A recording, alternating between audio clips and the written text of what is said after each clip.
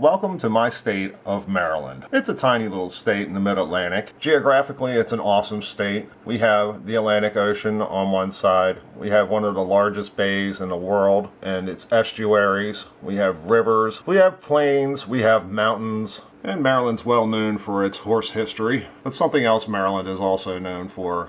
This is U.S. District number 3, or what they refer to as the Blood Splatter District. And the reason behind this term is, if you look at it, it looks like it was a crime scene. Now technically, all of the district is supposed to be actually linked. And as you can see, they have done everything they can to try to pull little tiny districts out and link them by just the width of a road up here, or just the width of a road down here. Or, as you can see, this doesn't even connect. And Annapolis doesn't connect. And yet, our state capital, Annapolis, is being represented by a guy who lives in Towson. As you can see, we have lots of breakup. We have large sections here that belong to another district. This belongs to another district. That belongs to another district. This all belongs to another district. This is arguably the most gerrymandered district and one of the most gerrymandered states there is. Here's a story from the Washington Post, how Maryland Democrats pulled off their aggressive gerrymandering from 2018. The Washington Post is quite friendly to the left side of the political spectrum, and even they in this article cannot justify what's happened in this state. To understand how Democrats pulled this off, we need to take a close look at the map. Here's what Maryland's congressional districts look like. I've used high contrast color scheme to help distinguish the serpentine boundaries clustered in the middle of the state. On the bias of a simple visual inspection, the boundaries are something of a mess. Following no discernible rhyme or reason, the districts are among the least geographically compact in the nation, which is often a telltale sign that partisan shenanigans are afoot.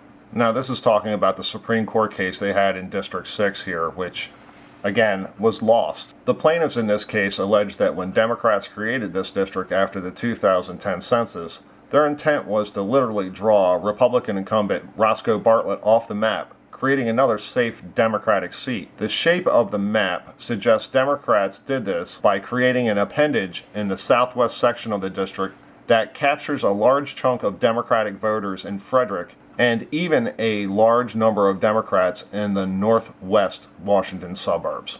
Now, the Democrats did this while they hold every seat in the state except for one.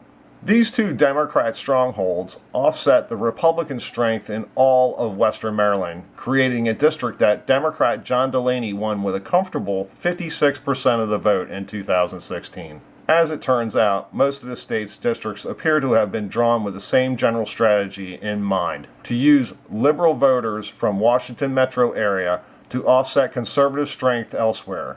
Here, for instance, are the 4th and 8th district, both won by Democrats, with more than 60% of the vote in 2016. The 8th district contains much of the red country around Frederick that you might naturally assume would fit in with the western part of the state.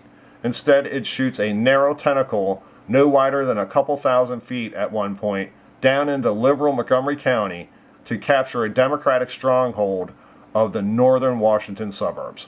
The 4th district plays a similar trick, pairing Washington's eastern suburbs with red country outside of Annapolis.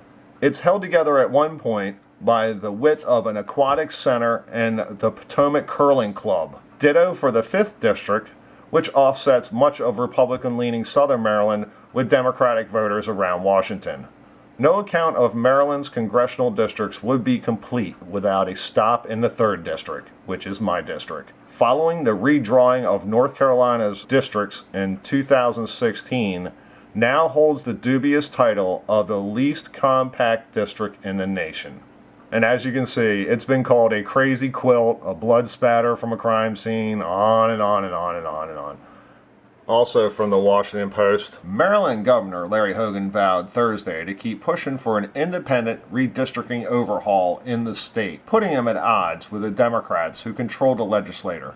After the Supreme Court declined to throw out Maryland's congressional map. Hogan said he will reintroduce a bill calling for the state to place the drawing of congressional districts in the hands of a nonpartisan commission instead of the General Assembly, where Democrats held a veto-proof majority in both chambers, and, I will add, for many years. Senate President Thomas V. Mike Miller Jr., which really needs to pick a name, said only a national solution will do, placing the onus on President Trump and Congress to create and set rules for states to follow. Well, this is my little part here. They will make the rules, and then the states will flip out saying you can't put those rules on us. On top of that, this is kind of like Mike Miller's way of saying that, hey, they jumped off a bridge, so I'm going to too, and I'm taking you all with me. I mean, to put the onus on, or I'm not even going to use that word, to put it on a national solution is the reason why they won't fix their own jurisdictions is just asinine. So what? North Carolina, which did redraw their map, they're done. Maryland's still sitting here. But of course, they'll push out something like, Texas or this or that. It just, they did it, the proverbial, hey, so-and-so did it, so I did it too. The High Court reversed a 2018 order directing Maryland to redraw the 6th District, which stretches from conservative Western Maryland to liberal Montgomery County, before the 2020 election, by the way, which is one of the 5 richest counties in the country, and they are a suburb of Washington, D.C. Residents of the district had sued the state, arguing that the boundaries were unfairly refashioned after the 2010 census to move Republican voters out and shift Democratic voters in. But the court, which earlier this month ruled that Virginia's Republicans did not have a legal right to challenge a decision that some of the state's legislative districts were racially gerrymandered, said the federal courts don't have a role in deciding partisan gerrymandering claims. And of course it goes on to say it's a terrible ruling for all, but they all cry the blues, but they don't do nothing about it. Now, if you take a look at this map, you can see the colors are self-explanatory. Red's, of course, right, and blue is left, of course. If you look right here, this would be Washington, D.C. This is Montgomery County, Prince George's County, another liberal county outside of Washington, D.C., and this would be Northern Virginia, which, again, is all surrounded by people on the left. If you look at my district, you can see there's a little something going on here. Here's Washington, D.C. Part of my district is down there. My district is over in Annapolis. My district is in Towson. Up here is where my representative actually is. He's about an hour drive from my house, at least. And yet, to get here, he would take the major thoroughfares and he would go through 2, maybe 3 other districts to actually get to my house. In Maryland, there is only one representative on the right, and that's Maryland 1. And they've tried to gerrymander the Eastern Shore, but they just can't do it. So what they decided to do instead is they would take a large section of northern Maryland here, because this is Baltimore City. This area up here would tend to be red, as you saw on the other map.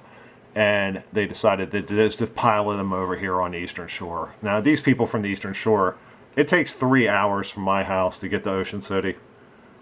These people up here, you could spend half the day driving down to these districts, and it's just insanity. Another example is District 6, of course.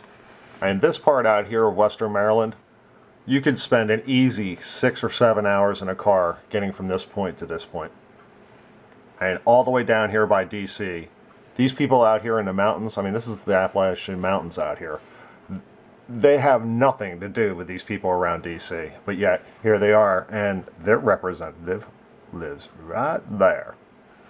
This here was the last congressional map proposed, as you can see with the title, Non-Gerrymandering the 6th District, and that's what they ended up with. And as you can see, 7D, 1R. I'm sure some of you are thinking that, well, it's your district, why do I care? Well, these guys go to Congress, and they vote on stuff that affects you. Now in Maryland, we have 7 Democrats and we have 1 Republican. So basically, it's an automatic 6 Democrat lead right out of this state. And as I showed you before, you can see that Maryland is quite red, except for 2 major metropolitan areas. And one of them is not even a metropolitan area of a city that's in our state. The thing that really gets me about this partisan gerrymandering is the Democrats have an insane advantage in this state already. They have a 2-to-1 majority, and on top of that is plus 13 Democrat, and yet they continue to gerrymander it every chance they get. Now, the reason I bring this up, it is primary season, so I'm trying to pick somebody that's going to go up against the incumbent. So I'm going back, looking over the history of our district a little bit, thinking that maybe, we'll find who did well and see what happens. The issue is this. 2016, got 63% of the vote. The Republican got 33%. 2014, 59.6% of the vote, 40%. That was a bad year for them. Sarbanes again, incumbent, 66%, 29%. 2010, 61%, 36%. 2008, 69%, 30%. The bottom line is I can just go on, and even went back when it was pardoned, it was still the same. 63%, 33%. 65%, 34%. It doesn't matter. It just goes on and on this way. And yet they have this huge advantage, and they still can't seem to fix our district to make the representation be local. So to make a long story short, I live in a state that's run by 2 counties outside of Washington, D.C. and part of Baltimore City. I live in a district down here that is scattered all over the place.